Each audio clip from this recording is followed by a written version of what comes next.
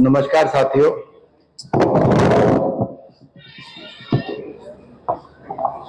जम्मू कश्मीर से गहरा नाता इसलिए भी है कि जब पार्टी ने मुझे राष्ट्रीय अध्यक्ष बनने का अवसर दिया था तो पहला मुद्दा राष्ट्रीय अध्यक्ष युवा मोर्चा के नाते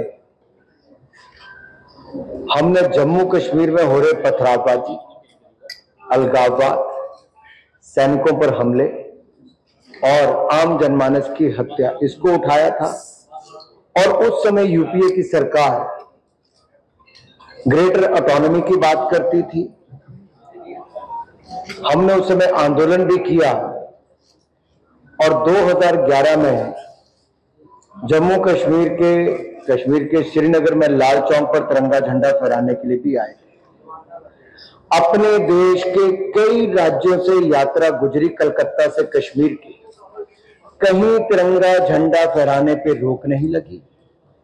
लेकिन ये कांग्रेस नेशनल कॉन्फ्रेंस उस समय भी थी, केंद्र में यूपीए और यहां एनसी की सरकार, इनका गठबंधन ये दिखाता है कि उन्होंने उस समय भी तिरंगा झंडा लहराने का विरोध किया, जेल में डाल दिया, यातनाएं हम सबको सहनी पड़ी। और आज ये लोग फिर धारा 370 को वापस लाने की बात करते हैं। डॉक्टर भीमराव अंबेडकर जी धारा 370 के खिलाफ थे। वो धारा 370 नहीं चाहते थे, लेकिन ब्लंडर ऑफ नेहरू देखिए, एक के बाद दूसरी गलती जम्मू कश्मीर को लेकर करते चले गए। उसका खामियाजा जम्मू कश्मीर के लोगों को 7 दशकों तक सहना पड़ा। 45,000 लोगों की हत्याएं यहां तक कर दी गई। देश के अन्य राज्य जहां आगे बढ़ रहे थे, यहां बॉम्ब शेलिंग से लेकर आतंकवाद, अलगाववाद, पथरावबाज की घटनाओं से यहां के लोग जान गंवा रहे थे। कश्मीरी पंडितों पर यातनाएं करके उनको पलायन के लिए मजबूर किया गया। हमने तब भी कहा था डॉक्टर श्यामा प्रसाद मुखर्जी जी के समय कि एक देश में 2 संविधान, 2 प्रधान, 2 विधान नहीं हो सकते, 2 निशान नहीं हो सकते। और जब हमारी सरकार बनी, हमने 5-6 अगस्त 2019 को धारा 370 को सदा सदा के लिए समाप्त कर दिया है। और मैं नेशनल कॉन्फ्रेंस कांग्रेस के लोगों से, पीडीपी से कह देना चाहता हूं, ये सदा सदा के लिए धारा 370 समाप्त हो गई है। अब कोई इसको वापस नहीं ला सकता है। क्यों वापस लाना चाहते हैं एनसी कांग्रेस? यही नहीं, रिकॉर्ड पर्यटक आज तक के यहां पर पिछले वर्ष आए, आगे और बढ़ने वाले हैं। मैं तो ये कहूंगा, कांग्रेस और नेशनल कॉन्फ्रेंस मिलकर साजिश का पुलाव पका रहे हैं। और इस साजिश इनकी ऐसी है कि वापस इसको पथरावबाद, अलगाववाद, आतंकवाद में झोंक दिया जाए। और राहुल गांधी जी, आपको तो राष्ट्र का स्वाभिमान और राष्ट्रीय ध्वज का सम्मान ये आपके शासनकाल में तो था ही नहीं, न एनसी के न कांग्रेस के समय। हमने जम्मू कश्मीर को आतंकवाद से उबारा है और हम ही इसको संवारेंगे भी। डबल इंजन की सरकार जब बनेगी, केंद्र में भाजपा है, प्रदेश में भाजपा की सरकार बनेगी, तो जम्मू कश्मीर का चहुमुखी विकास होगा। जम्मू कश्मीर से आतंकवाद का अध्याय समाप्त करने के लिए हमने लगातार प्रयास किए हैं। 70% कमी आई है आतंकवादी हमलों में। और ये देखिए, केवल जम्मू कश्मीर, नॉर्थ ईस्ट में भी 75% के लगभग है। और माननीय गृह मंत्री जी ने कहा 2026 तक तो हम देश भर में से नक्सलवाद को खत्म करेंगे, नक्सलवादी इलाकों से। ये है एक संकल्प लेके चलने वाली सरकार। दूसरी तरफ कौन है? वो राजनीतिक दल जो धर्म जाति के आधार पर देश को बांटना चाहते हैं। जम्मू कश्मीर में भाजपा का मतलब राहत, नेशनल कॉन्फ्रेंस और कांग्रेस का मतलब आफत है। ये दोनों आफत वाली पार्टियां हैं। और मैं एक बात आपसे और कहूं, हम राहत कैसे देने वाले हैं, ये हमारा संकल्प पत्र बताता है। जो 25 हमने उसमें संकल्प लिए हैं, धारा 370 हमने हटा दिया, सदा के लिए हटा रहेगा। महिलाओं को 18,000 रुपए प्रतिवर्ष भारतीय जनता पार्टी की सरकार देगी। 3,000 रुपया हमारे बुजुर्गों को पेंशन मिलेगी।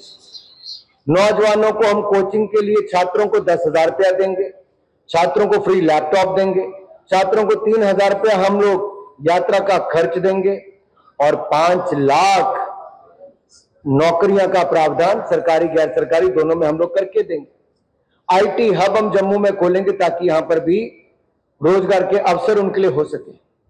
देखिए, धारा 370 तब हटी जब केंद्र में भाजपा आई। केंद्र में भाजपा आई तो आयुष्मान भारत भी आया, उसका लाभ जम्मू कश्मीर के लोगों को मिला। 5 लाख का इलाज मुफ्त में मिलता था, अब 7 लाख का इलाज मुफ्त में देंगे। अब केंद्र की सरकार हमारी आई तो हमने पीएम किसान सम्मान निधि 6,000 रुपया पीएम किसान में मिलता है, अब 10,000 रुपया पीएम किसान में जो मिलता है 6,000 प्लस 4,000 हमारे राज्य में आके 10,000 रुपये हम किसानों को देंगे। ये हम लोग दे रहे हैं। जितने रिकॉर्ड अगर प्रधानमंत्री आवास योजना में 10 वर्षों में बने, कभी 10 वर्षों में नहीं बन पाए। कांग्रेस के 60 साल में मिला के नहीं उतने बने होंगे। कौन सी मजबूरी है राहुल गांधी जी की और उमर अब्दुल्ला जी की कि शंकराचार्य जी के मंदिर का नाम बदलना पड़ जाए? क्या पीड़ा होती है उनको उनसे? राम मंदिर का विरोध भी करेंगे तो शंकराचार्य जी के मंदिर का विरोध भी करेंगे, तख्ते सुलेमान करने की बात करेंगे। यहां की जनता इसको स्वीकार करने वाली नहीं है। अरे और छोड़िए, हरि पर्वत का नाम भी बदलने की आप बात करते हैं, कोई मारण करने की बात करते हैं। क्या मजबूरी है चुनाव के समय इस तरह की बातें करने की? ये लोग बांटो और राज करो की राजनीति जो आज तक अंग्रेज करते आए तो कांग्रेस और नेशनल कॉन्फ्रेंस ने उस पर किया है। उमर अब्दुल्ला जी चुनाव लड़ने से भयभीत हार जाएंगे, फिर लगा कहीं एक सीट से लड़ूंगा तो भी हार जाऊंगा, 2-2 पे लड़ रहे हैं भाई। अरे भाई, हारने आओगे तो दोनों पे भी हार जाओगे। सवाल ये खड़ा होता है कि आज अफजल गुरु याद क्यों आता है? सवाल ये खड़ा होता है कि आज शंकराचार्य और हरिपर्वत का नाम बदलने का नाम क्यों किया जाता है? सवाल ये होता है कि आज हक वाल्मीकि के, गुर्जर बकरवाल के और हमारे जो पाक ऑक्युपाइड कश्मीर से आए हुए शरणार्थी हैं उनके हक छीनने की बात क्यों होती है? बात यह है कि यहां के विकास पर अंकुश लगाने का और आफत खड़ी करने की बात ये लोग क्यों करते हैं? पीएस से हटाकर आफत खड़ी नहीं होगी क्या? मैं जम्मू के पत्रकारों से पूछता हूं कि आपके यहां पर नशे की समस्या, अगर कोई नशा बांटता है, बेचता है, तो क्या उसको गिरफ्तार नहीं करना चाहिए? कोई उपद्रव मचाते तो उसको गिरफ्तार नहीं करना चाहिए? अरे पीएस से बना ही इसलिए है। तो क्यों ये करना चाहती है कांग्रेस और नेशनल कॉन्फ्रेंस और विपक्षी दल? क्यों जम्मू कश्मीर को फिर आफत खड़ी करना चाहते हैं? ब्लंडर ऑफ नेहरू से भी मुक्ति बड़ी मुश्किल से पाई थी, blunder of Abdullah and Gandhi और मंजूर करने के लिए हम तैयार नहीं। देश दुनिया की हर खबर सबसे पहले देखने के लिए फॉलो करें Dainik Savera TV, YouTube, Facebook, Instagram, X और व्हाट्सएप चैनल पर।